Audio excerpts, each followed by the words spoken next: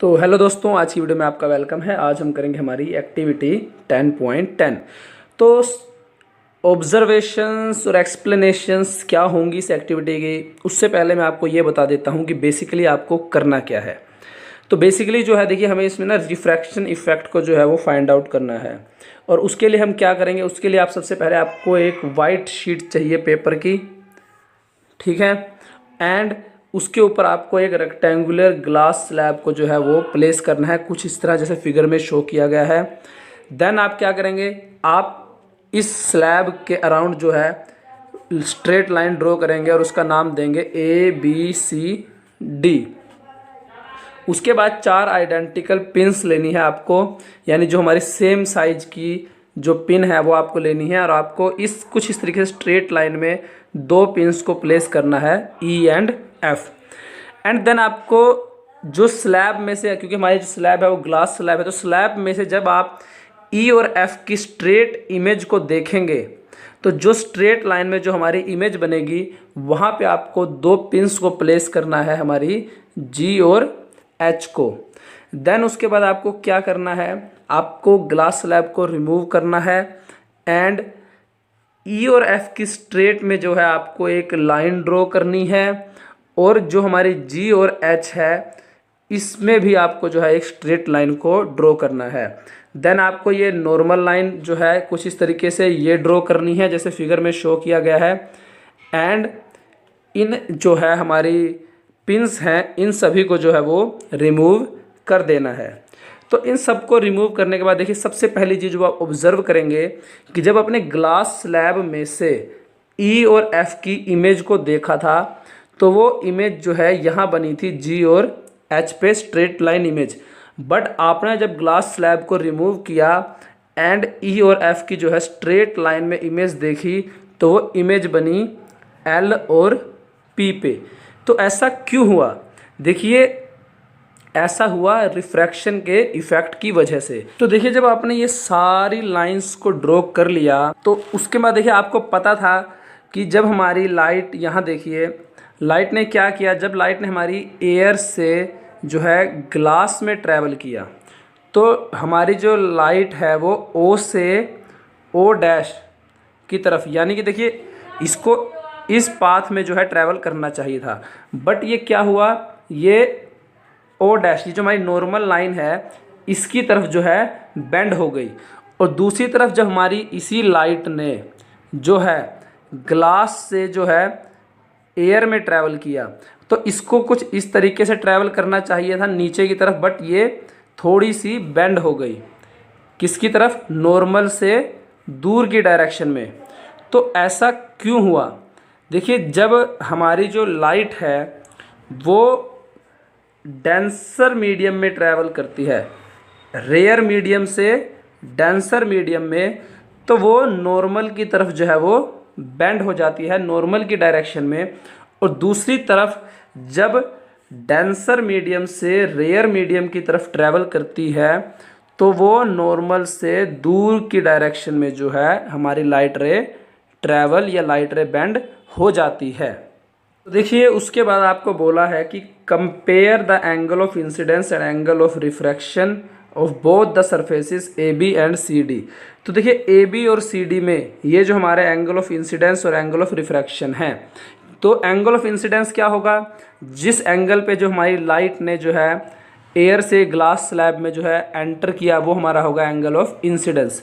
और angle of refraction क्या होगा, जो एंटर करने के बाद, ग्लास में एंटर करने के बाद जो लाइट रे जो है नॉर्मल की तरफ बेंड हुई और नॉर्मल के साथ जो लाइट रे ने एंगल बनाया वो होगा हमारा एंगल ऑफ रिफ्रैक्शन।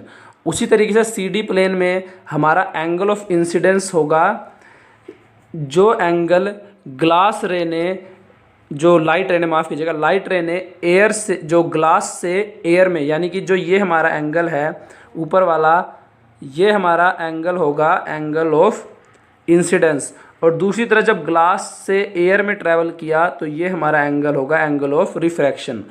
तो जब आप इनको जो है ग्लास से D से या फिर जिससे भी आप एंगल मापते हैं उससे जब आप मेज़र करेंगे तो आप पाएंगे कि जो हमारा एंगल ऑफ इंसिडेंस है वो एंगल ऑफ इमर्जेंस या एंगल ऑफ रिफ्रैक्शन के जो है वो ऑलमोस्ट इक्वल होगा।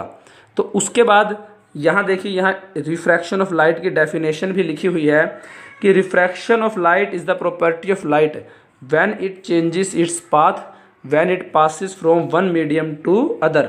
यानी कि जब जो हमारी लाइट रे है वो एक मीडियम से दूसरे मीडियम में ट्रैवल करती है तो वो अपने पाथ को जो है वो चेंज कर लेती है। जैसे मैंने आपको पहले भी बताया था कि अगर वो डेंसर मीडियम में, रेयर मीडियम से डेंसर मीडियम में ट्रैवल करेगी तो वो जो है नॉर्मल की तरफ बेंड हो जाएगी, और दूसरी तरफ अगर वो जो है डेंसर मीडियम से रेयर मीडियम में ट्रैवल करेगी तो वो जो है नॉर्मल से दूसरी अवे, नॉर्मल से दूर की डायरेक्शन में जो है वो बेंड हो जाएगी। और इसी लाइट की प्रॉपर्टी को हम कहते हैं रिफ्रैक्शन ऑफ लाइट। तो देखिए एक्टिविटी तो हमारी यहाँ पर जो है वो कंप्लीट हो गई, बट मैं आपको इसी एक्टिविटी से रिलेटेड कुछ और चीज़ें बताना चाहूँगा जो शायद आपके एग्ज़ाम में काम आ जाएँ। कि देखिए, जो इंसिडेंट रे है, रिफ्रैक्टेड रे है और नॉर्मल, ये सभी जो है हमारे एक ही सेम प्लेन पे लाई करेंगे। एंगल ऑफ इंसिडेंस और एंगल ऑफ रिफ्रैक्शन या एंगल ऑफ इमर्जेंस आप कह सकते हैं, वो हमारा सेम होगा।